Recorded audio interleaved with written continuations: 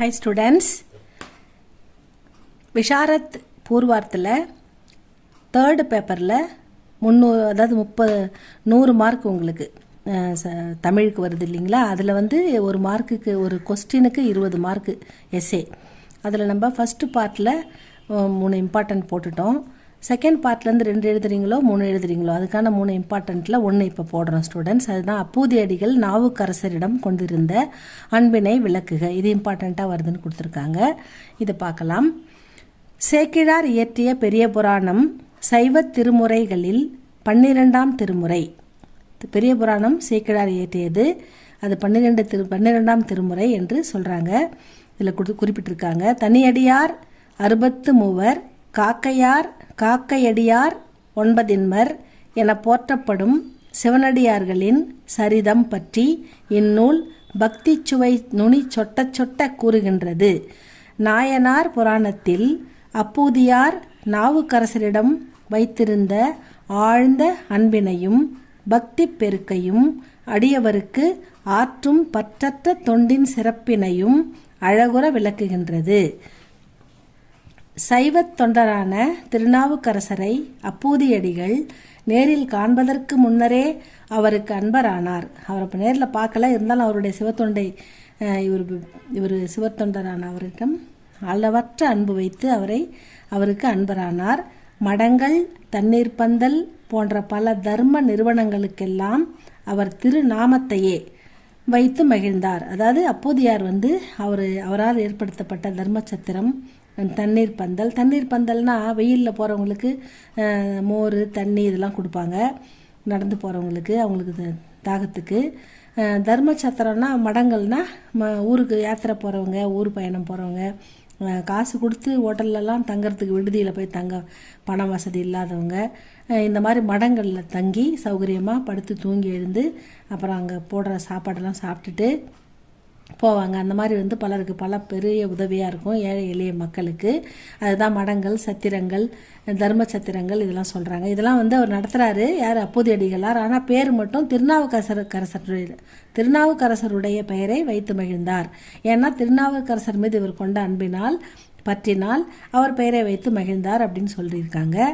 சிவத்தலத்தினை தரிசித்து வந்த நாவுக்கரசர், திருநாவுக்கரசர் ஒரு ஊராக போய் பெரிய புகழ்பெற்ற தலங்களை சிவதலங்கள் எங்கே இருந்தாலும் அங்கே போய் அதை தரிசனம் பண்ணிட்டு வராரு. ஒரு ஊராக போய் வந்துக்கிட்டு இருக்காரு. அப்போ திங்களூர் வந்தார். அப்படி போகிற போது அவர் திங்களூர் சேர்றாரு. அங்கு தண்ணீர் பந்தலின் முகப்பில் தம் பெயரை கண்ட அவர் வியப்புற்று அருகில் இருந்தவர்களிடம் விசாரித்தார். என்ன நம்ம பேர் வச்சுருக்காங்க, திருநாவுக்கரசர் நம்ம பேரில் யார் இங்கே இதெல்லாம் நடத்துகிறாங்க அப்படின்னு பக்கத்தில் விசாரிக்கிறாரு. அவர்கள் அப்பூதியார் நாவுக்கரசர் மீது கொண்ட பற்றினை எடுத்துரைத்தனர். அப்பூதியாரை காண அழைக்க அவர் ஆச்சரியப்பட்டு, அப்படியே நம்ம மேலே பற்று கொண்டு நம்ம பேரில் ஒருத்தர் நடத்துகிறாரா அப்படின்னு அவரை பார்க்கணுன்னு திருநாவுக்கரசர் அவரை காண கூப்பிடுறாரு. காண அழைக்க அப்பூதியாரும் அடியாரின் திருவடியை வணங்கி நின்றார். அவர் பார்த்துட்டு திருநாவுக்கரசரே நம்மளை பார்க்க வந்துக்கிறாருன்னு தெரிஞ்சு அவரை வணங்கி நிற்கிறாரு. தன் முன்னர் நிற்பவர் நாவுக்கரசரே என்பதை உணர்ந்த அப்பூதியார் ஆனந்த கண்ணீர் பெருக அவருடைய திருவடியை வணங்க தரையில் விழுந்தார். ஏன்னா அவர் நேர்லேயே பார்த்ததில்ல, பார்க்கணுன்னு ஆர்வம் அவருக்கு இருக்குது, எப்பயாவது பார்த்துருவோன்னு நினைக்கிறாரு. அவருடைய பேரில் எல்லாமே நடத்துகிறாரு. அவர் மேலே பற்றற்ற அன்பு வைத்திருக்கிறாரு, மிக அளவற்ற அன்பு வைத்திருக்கிறாரு. அதனால் அவர் நேரில் பார்த்தோன்னே அவருக்கு ஒன்றுமே புரியல, பரவசத்தில் அவரை வணங்குறாரு.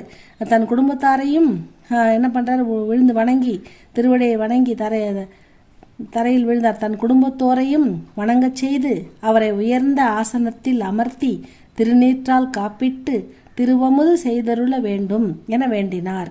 அவர் நல்லா அன்பாக கவனிக்கிறாரு. உயர்ந்த ஆசனத்தில் அமர்த்தி அவருக்கு பணிவிடை செய்கிறாரு.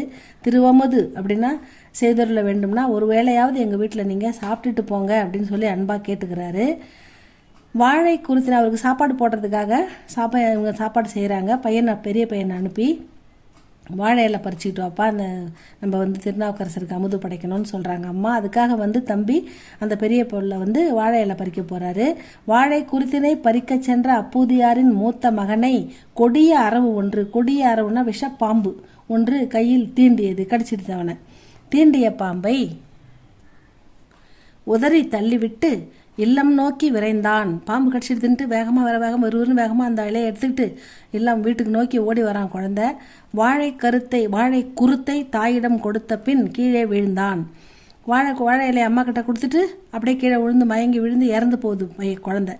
மகனை கண்ட பெற்றோர் நடந்ததை அறிந்து பாலகனை பாயினுள் வைத்து சுருட்டி வீட்டின் புறத்தே மறைத்து வைத்தனர். குழந்தை கையில் பாம்பு தீண்டப்பட்டிருக்கிறதையும் குழந்தை விழுந்தவொடனே இறந்துட்டதையும் கண்டு அவங்க துடிக்கிறாங்க. ஐயோ பிள்ளை இறந்துருச்சே, பாம்பு கடிச்சு என்ன பண்ணுறது, திருநாவுக்கரசர் வேறு சாப்பிட்றதுக்கு நம்ம கூட்டுட்டோம், அவர் ரெடியாக இருக்கிறாரு, அவருக்கு சாப்பாடு போடணுமே, இதை எப்படி அவர்கிட்ட சொல்கிறது அப்படின்னு தவிச்சு அவங்க கண்ணீர் விட்டு கதறி எழுது. அப்போ ஒரு வழியாக அவங்களே தேத்திக்கிட்டு குழந்தைய பாயில் சுருட்டி பிள்ளைய பின்பக்கம் போய் வீட்டுக்கு பின்பக்கம் மறைச்சி வைக்கிறாங்க. மறைச்சி வச்சுட்டு வந்து அவரை சாப்பிட கூப்பிடுறாங்க. திருவமுது செய்ய நாவுக்கரசரை அழைத்தனர். நாவுக்கரசர் மகனை வினவ, அவர் குழந்தைய கூப்பிடுங்க, அவனோட தான் சாப்பிடுவேன் அப்படின்னு சொல்கிறாரு. அப்பூதியார் அவன் இப்பொழுது இங்கு உதவான், அவன் இப்போ இங்கே வரமாட்டான் அப்படின்னு தெரிவிக்கும்போது என்ன காரணம்னு கேட்டு தெரிஞ்சுக்கிட்டாரு நம்ம திருநாவுக்கரசர். நாவுக்கரசரும் நடந்ததை அறிந்து உயிரற்ற உடலை நோக்கி சிவபெருமான் அருளும் வண்ணம் பதிகம் பாடினார். அவன் உயிரற்ற உடலை அந்த தம்பியை தூக்கிக்கிட்டு சிவன் கோயிலுக்கு சென்று அந்த வாசலில் போட்டு அவர் திருப்பதிகம் பாடி நெஞ்சுருக இறைவனை வேண்டுறார். எனக்கு இந்த குழந்தையை எப்படியாவது காப்பாற்றி கொடுக்கணும்னு சிவபெருமான் கிட்ட திருப்பதிகம் பாடுறாரு. சிவபெருமான் அருளால் நஞ்சும் நீங்கியது, அந்த விஷம் நீங்கியது குழந்தையை விட்டு. அப்பாலகனும் உறக்கத்தில் இருந்து விழிப்பது போல் எழுந்து நாவுக்கரசரின் திருவடியை வணங்கினான். குழந்தையும் தூக்கத்திலிருந்து விழிக்கிற மாதிரி விழிச்சு எழுந்து திருநாவுக்கரசரை வணங்குறான். நாவுக்கரசரும் அச்சிறுவனுக்கு திருநீரிட்டு ஆசி வழங்கினார். அவன் நெற்றியில் திருநீரிட்டு அவனுக்கு ஆசி வழங்குறாரு அப்படின்னு அழகாக சொல்கிறாங்க.